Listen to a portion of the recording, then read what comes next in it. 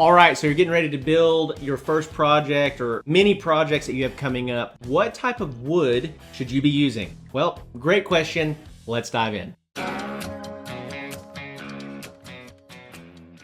All right, welcome back to the channel. Welcome back to the podcast. And as always, I'm your host, Zach Vaught. If you don't know about me, quick little synopsis. I started my woodworking business in my garage in 2017. Really struggled for the first several years. Started learning business principles and marketing and sales principles and scaled to about $70,000 per month by the end of 2023. And I'm here to help you do the exact same thing if you so choose. If not, I'm still here to help you grow your woodworking business and give you some sustainable and predictable income. But for those of you that are new, you're trying to figure this out. What type of wood should I be using? This is what we're gonna be tackling inside of this video. And so I wanna walk you through basically the progression that everybody goes through. And the first type of wood that you're probably gonna be using, construction grade lumber. You're probably gonna be using pine or spruce from Home Depot, Lowe's, or Menards. And so this is how we all start. There's nothing wrong with this. My first several projects were made with Lowe's yellow pine, right? That we sanded down, we stained, and we still made absolutely beautiful. And so you can make beautiful projects, beautiful furniture with proper finishing techniques using pine. A lot of people really hate on it. Pine does expand and contract a lot, so it is more prone to cracking or busting down the road. But we have done a lot of beautiful projects that never happened to using pine as long as the moisture content was low enough inside of the wood. And that's another thing you need to be checking. You need to go get you a moisture meter and check how much moisture content is inside of each of your pieces of wood before you start building with it. You really need that under about 11 or 12 at the highest. And so, but that's how everybody starts. Everybody starts with construction grade lumber. Don't feel bad about that. Don't let the woodworking community online and forums tell you that you're a terrible person and a piece of crap because that's how you start. That's normal. Everybody starts with that because it's easily accessible. It's inexpensive. It's totally normal to start that way. Now, what's next is you should start graduating eventually to using hardwood lumber.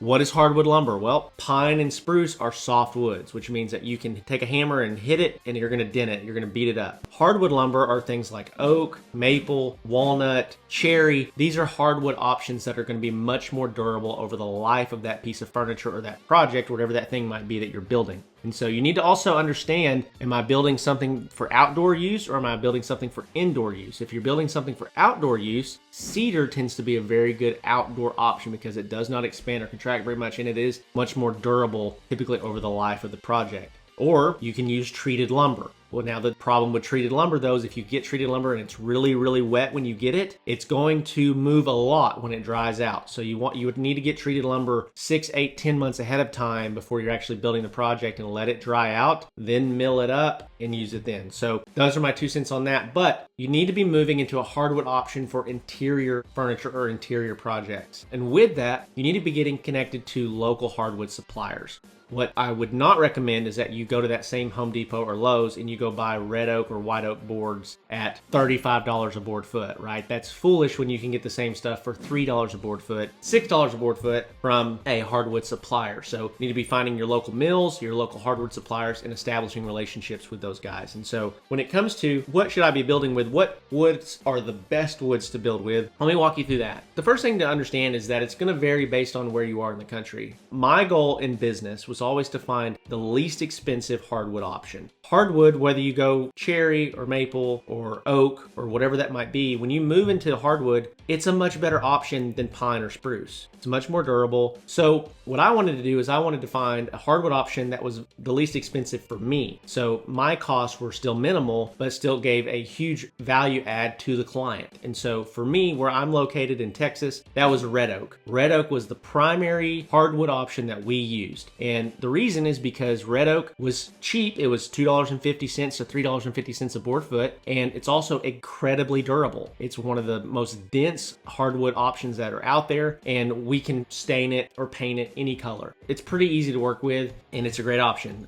Then we would have from there upgraded options of maple or walnut. The thing about maple and walnut, you can get hard maple and you can get soft maple. Soft maple is pretty soft. It's not super soft, but it is softer than hard maple. Hard maple is extremely heavy, extremely hard, but also very difficult to work with.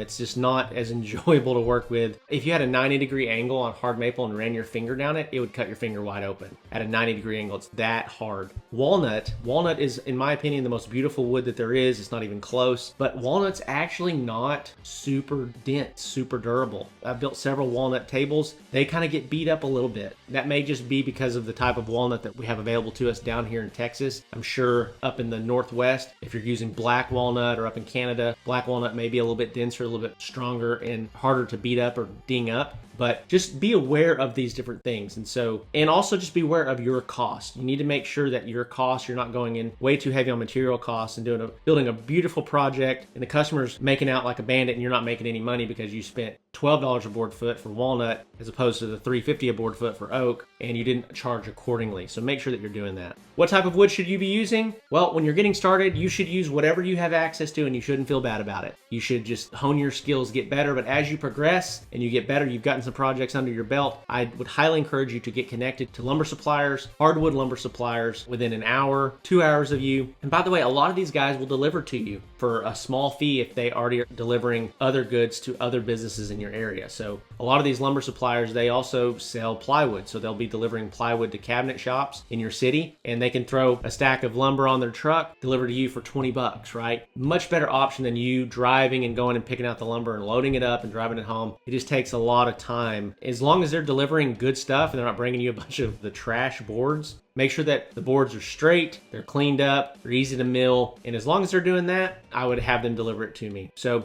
hopefully this is helpful. Let me know in the comments below if you've got any other questions around lumber, how to find the best lumber. We did do a recent video on how to get the best pricing on lumber, so be sure to check that out if you haven't yet. But if you have not yet subscribed, be sure to do that as well. And last thing for you here are some resources for you. So number one, if you are needing some just business principles and you don't have any money, be sure to check out the Handmade Business Secrets ebook. It's about a 100-page book that I wrote, really outlining my journey of going from really struggling in my garage to doing $70,000 per month inside of my woodworking business. Be sure to go check that out. It's the first link in the description below, and it's completely free to you. If you're looking for a low-cost option to get started with some skills and developing your business acumen for your woodworking business, be sure to check out the Handmade Hero Academy. We've got that down in the description below as well. And then lastly, be sure to check out the Woodworking Business Accelerator program if you're really ready to grow your business in a substantial way. And so we had guys that joined our program last month, and their very first month in the program, they're doing $10, $12, $15, $16, $17,000 their very first month inside of our program.